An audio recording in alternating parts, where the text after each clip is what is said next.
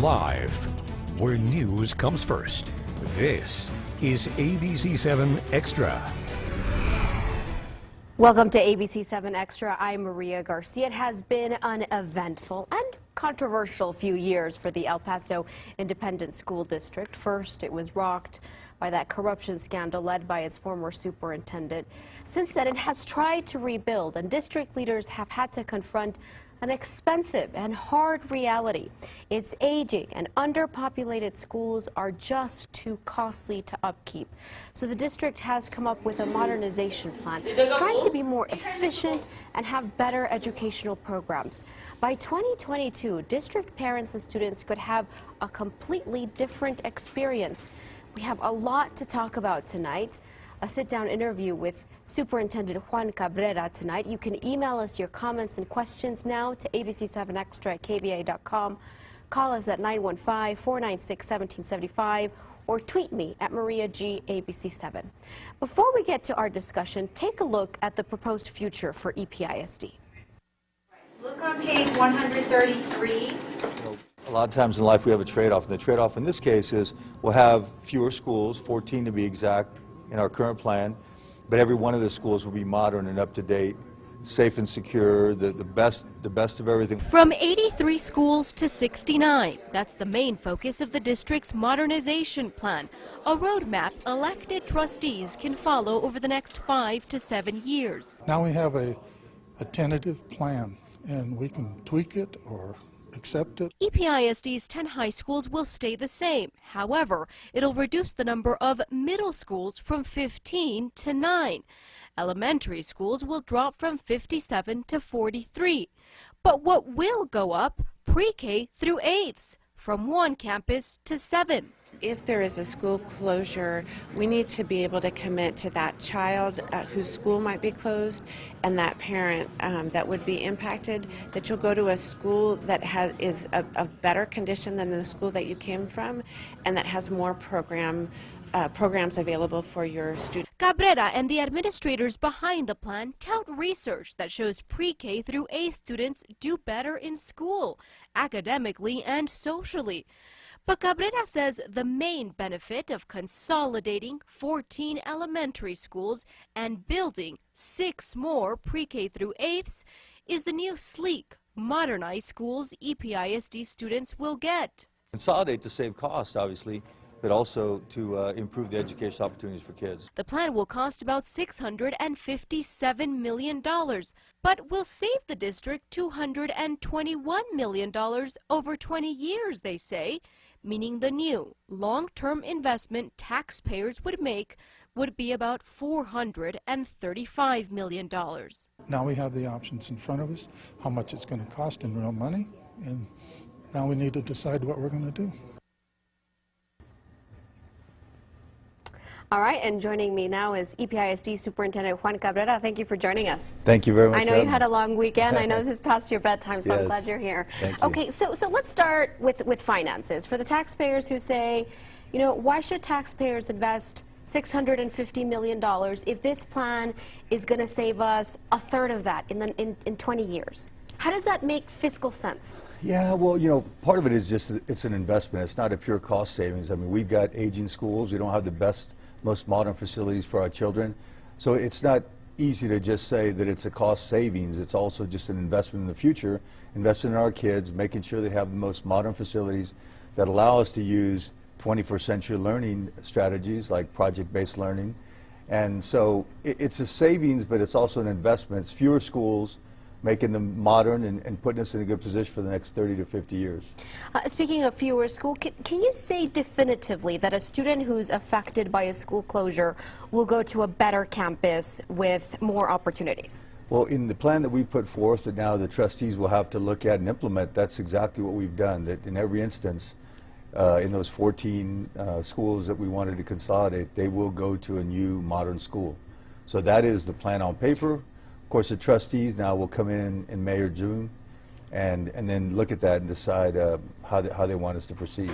Now, you're the superintendent, the CEO of a school district, if this was a business, right? I mean, Yes. the leader of, people look to you for leadership. Can you guarantee us tonight that a student affected will have more opportunities if they're transferred to another campus? Oh, absolutely, without a doubt. I mean, and that's why we were meticulous about this plan. And you know, we got a little ahead of ourselves. The Jacobs report was just that, a report with raw data. It was never our intent for them to definitively state, you know, close this many schools or do this or that. We used that data, looked at our administrative plan internally, looked at some of the educational outcomes we were trying to get, and then looked really closely at feeder patterns and demographics that we saw. And then the plan that we proposed here a week or so ago is one that would allow every child to get a better school, and more importantly, every child then that would have a more modern school, right? Something that would allow us to improve the educational outcomes in the city. And I think everybody that I've talked to, irrespective of the sector they come from, say that we want better educated kids, more college-going kids, and a stronger workforce, and it starts with our K-12 school districts.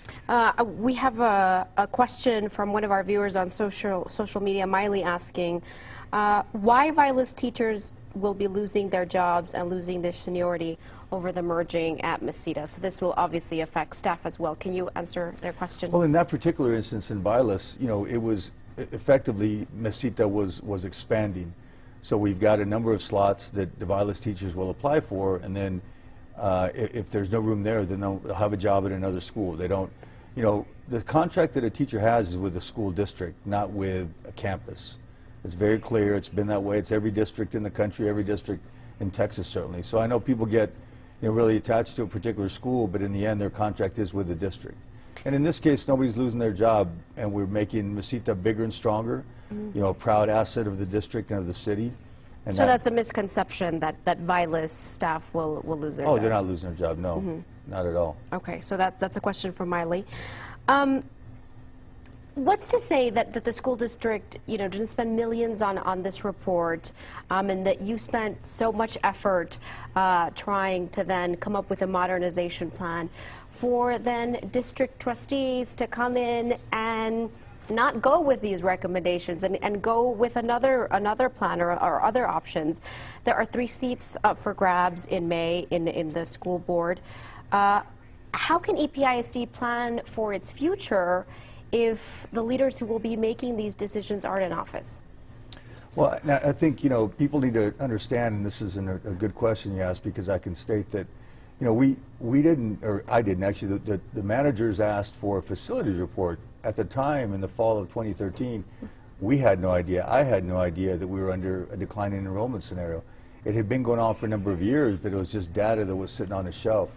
We pulled that out, looked at it, it came to light in the spring of 14, right at about 4 or 5 months after we had hired Jacob. So in the end, the facilities report did come into, it kind of merged with a decline enrollment issue. So now it turns out to be a consolidation, modernization plan, but understand that it was never part of what I wanted to do. Nobody wants to close schools. That's not a fun task. But when you see the aging facilities combined with declining enrollment, those two issues came together, and we are where we are now. But you know, it all came together so quickly, but it had been building for years. I mean, there was plenty of time to address this before, and this was before your time. But I mean, if we can have a candid conversation, do you think that we're in this situation because of the failure of the past board? I mean, I think there's really no other way to look at it. You know, one of the things that we're trying to do in this administration is good or bad news, we're going to give it all out. There's nothing that we do with regards to finances, numbers, that's not going to be made available to the public. So I think that in the past, at least the most recent past, folks knew there was decline in enrollment. Folks knew we had some budget issues, with health insurance issues, and all of that was sort of swept under the rug. I would just assume it was for, you know, nobody wanted to spread bad news. And I don't want to be the bearer of bad news, but I'm not going to be dishonest or hide any of the information we have. And in the end, I didn't make up all the numbers. I didn't create the aging schools. I didn't, you know, I've only been here 18 months. And you know, DeMargo, the president of the Board of Managers, has been pretty openly candid about his concerns about school boards, saying that a lot of these school board trustees just are not engaged enough. Arguably, a lot of people believe that the reason former EPISD Superintendent Lorenzo Garcia got away with corruption was because the prior board didn't keep him accountable, was not engaged enough. And you know, people are really engaged with city politics generally, right? Voters, like they have their eye on city government. But really, trustees, school board trustees, have so much power, control millions of dollars, and campuses, and affect the lives of students.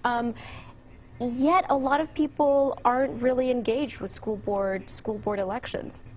Well, you know, if there is a silver lining in all that we've been through as a city, you know, Beaumont just went through something like this.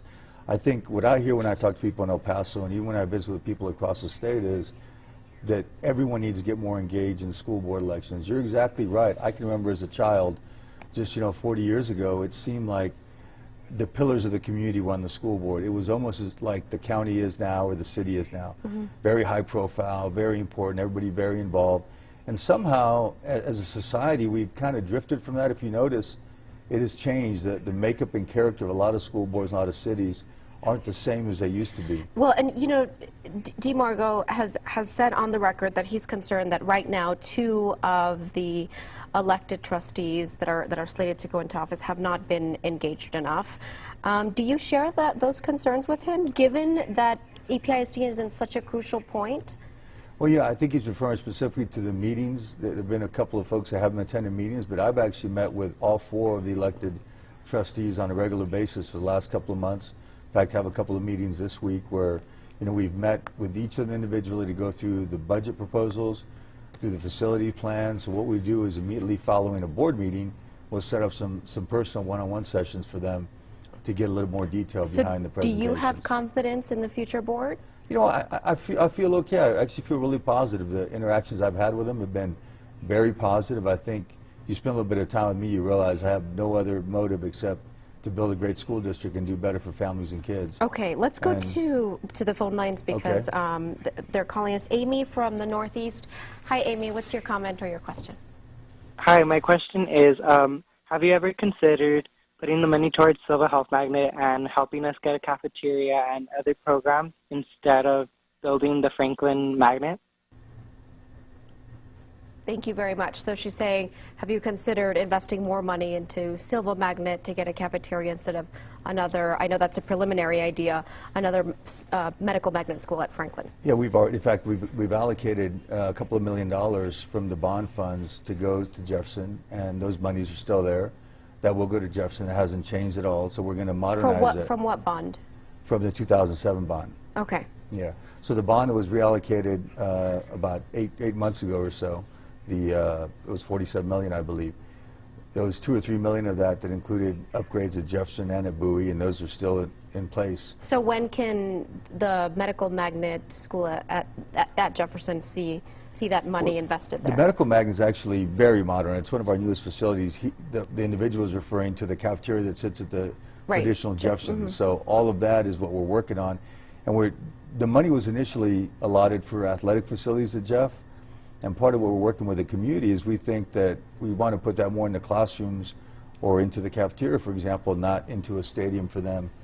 And we've had that that feedback from a number of parents in the Jefferson area, so we're trying to decide. Our education reporter, Ashley Rodriguez, says that the #1 concern she's heard about the possibility of a new medical magnet campus at Franklin is that Westside students go to the Silva Magnet School. So if a medical magnet opens on Franklin, you're bleeding the district's blue ribbon school of students. So how would this affect the population of a school in a district with a dwindling population, essentially? We've got kids from all over the city that go to it, even kids from Isleta and Socorro. But, remember, there's a teaching hospital that's going to be built 3 or 4 miles from Franklin.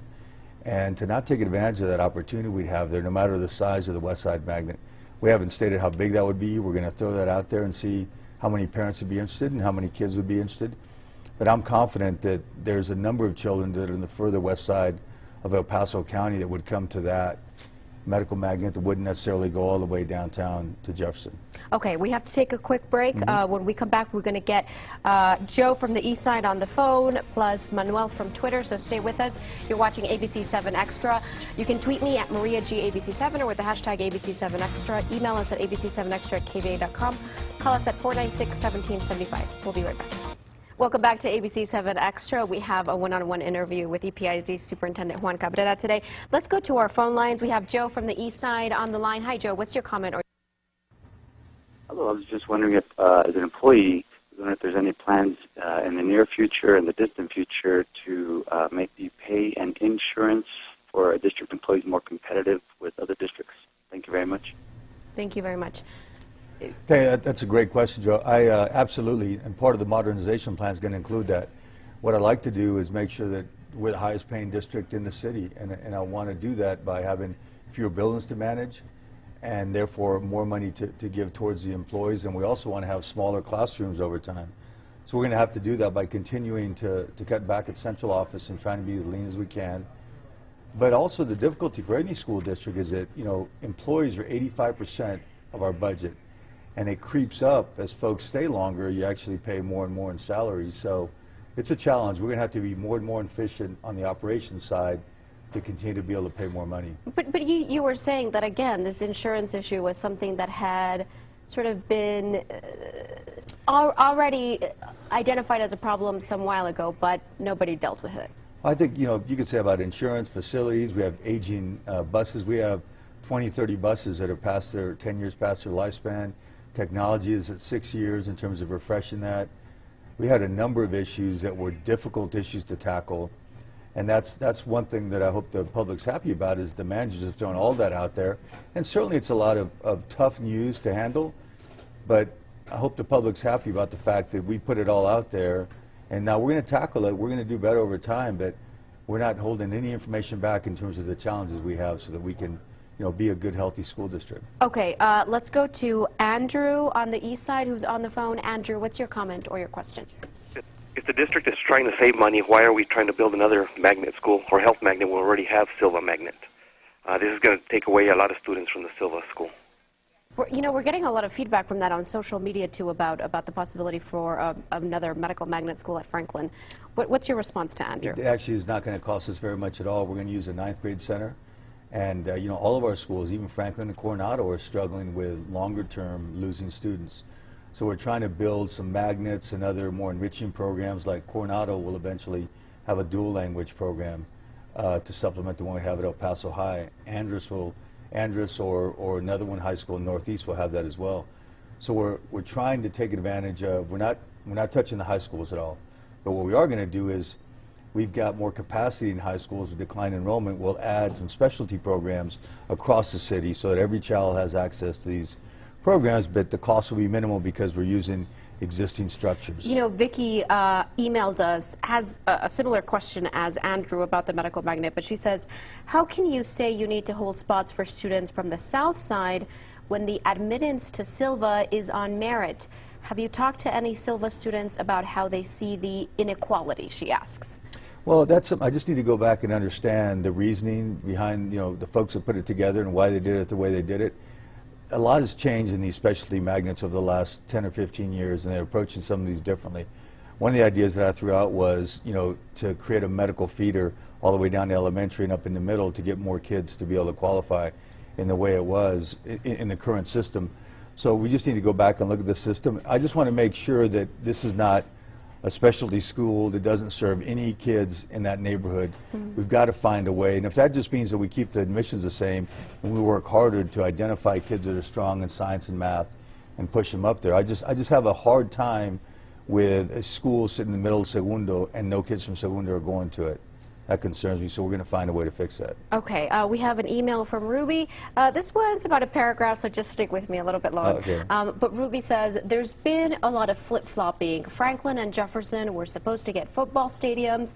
They moved quickly on Franklin Stadium, which I believe is now complete. However, Jefferson Stadium has been put on the back burner, she says, for unknown reasons.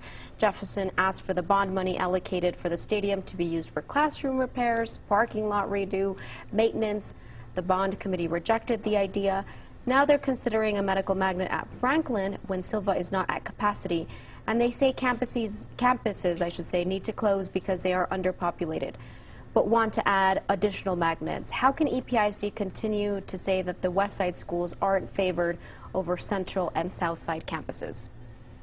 So that's the question, the last one there. I was trying to figure out how to shorten it, but I wanted to make sure her point One was important point to mention before that last question is that she's exactly right, that the monies were allocated for a stadium, and for athletic complex. But then we had a lot of Jefferson parents come to the district, approach the district to say, we'd rather have that money invested in academics or academic facilities. We already play at Bowie. We played at Bowie for years. So let's keep doing that and invest in our school. At the same time, the bond committee didn't want to do that. Their plan or their suggestion, the recommendation was to put it into athletics.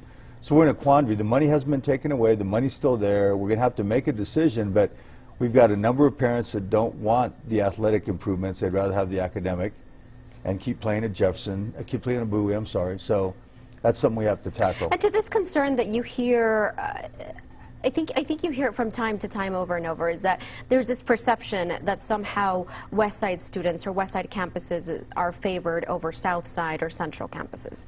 Yeah, you know, you hear that a lot. What if folks need to realize, though, from a title federal funding perspective, we actually have a lot more money for our impoverished schools. So from a technology standpoint, Bowie and Jefferson have better technology infrastructure than a lot of our West Side schools.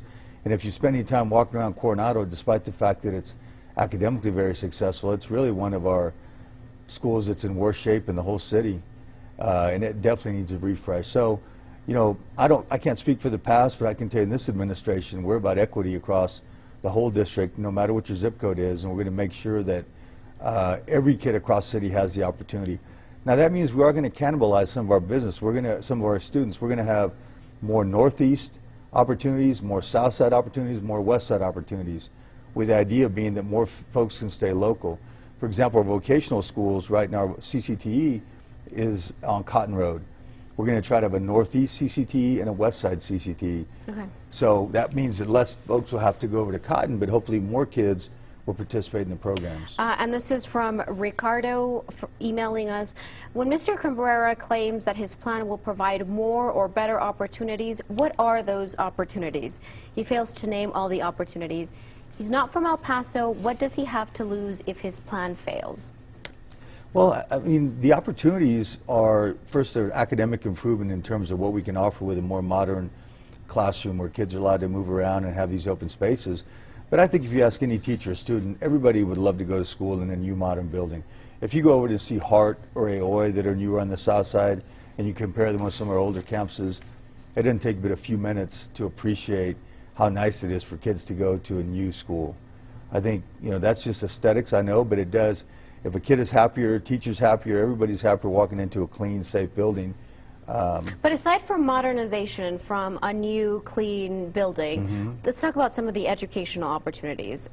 But we have to take a break first. Remember, you can email us at ABC7Xtra at KVIA.com. Tweet me at Maria G. ABC7 with the hashtag ABC7Xtra. We'll be right back. Back to ABC7 Extra, we have a one-on-one discussion with EPISD Superintendent Juan Cabrera tonight. So we were talking, aside from new, shiny buildings, what other educational opportunities, what educational programs will EPISD students be getting? Irrespective of whether or not a bond would pass to improve our buildings, we are obligated as educators to improve the academic opportunities across the city. One thing that I want to do different is just what I said, that it's got to be across the city. I want every child, no matter where they live, to have access to the most dynamic educational opportunities. That includes STEM programs, that includes specialty programs in the medical field, for example, as we're talking about. It includes project-based learning opportunities.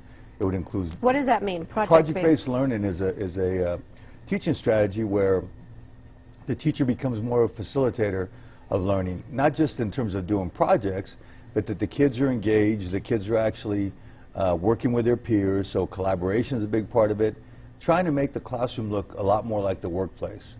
And it's integrated curriculum. For example, a child in high school might have a 2 or 3 hour block that includes economics, U.S. history, and English language arts. Okay, so and they'll get like 3 grades for that.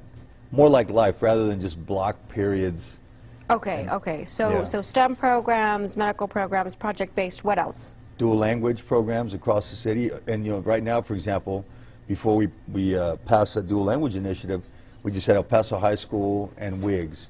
Now we're going up to 9 middle schools. I want to have 3 high schools to do dual language, and then all 57 elementaries will have dual language. Okay, and a big aspect of the modernization plan is more pre-K through 8th campuses. Eduardo tweets, I'm concerned about the safety of younger children with older children. A pre-K student with an 8th grader in one school, bad idea. Well, I mean, obviously the safety of children comes first. I think one thing for folks to consider is that there's not a parochial school in this country that doesn't have K through 8. I mean, all the ones that I've ever been to, all the ones in the city, they do K-8. So obviously it's a concept that's been around for years and it works. I think that over time we got into these smaller separation, probably for safety. I can assure you that we would not want to in any way put younger kids in any harm.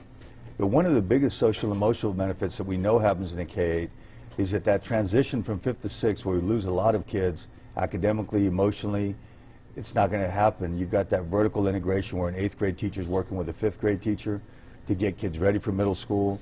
You've got the continuity where a child can spend time 8 years in one campus. That means siblings stay together longer. Parents don't have to drive to different schools, and you also build in a stronger community around that campus because a kid can have, you know, one campus or one mascot for 8 years. So I think it just builds a lot of tradition, something that hopefully on the social emotional side will make a difference. Okay, we're running out of time, but I want to make sure we get to our last caller, Lars from the East Side. Lars, what's your comment or your question? Yes, I just wanted to ask Superintendent Cabrera what he will do to eliminate the position of instructional coaches throughout the district in order to save money. I think those positions are unnecessary, and the money would be better spent in the classroom, and I just want to see what Superintendent Cabrera will do about that. Well, this is something that actually Garcia brought to the district, the instructional coaches. We've had as many as a couple of hundred. This year we're changing it slightly to make them what we call active learning coaches, and we're reducing it by about 40 or 50 positions. We're going to try that for a year or two to see how that works, see if that's more engaging. So you're going to go from about 200 to 40 to 50? No, to 120. 120. Okay, 120. Okay. And we're going to have some more accountability at central office to make sure that we feel like there's value in those positions. But he's right. I mean, that's the issue that we're looking at now. There's a lot of money. There's millions of dollars tied up in those coaches. So, you know, we haven't seen the outcomes dramatically increase in the areas we've had coaches in terms of kids, scores and whatnot. So we have to really take a hard look at the coaches and see if that's valuable. And really, ultimately, we're going to have to ask the teachers if they see benefit in that, because the coaches are to support the teachers.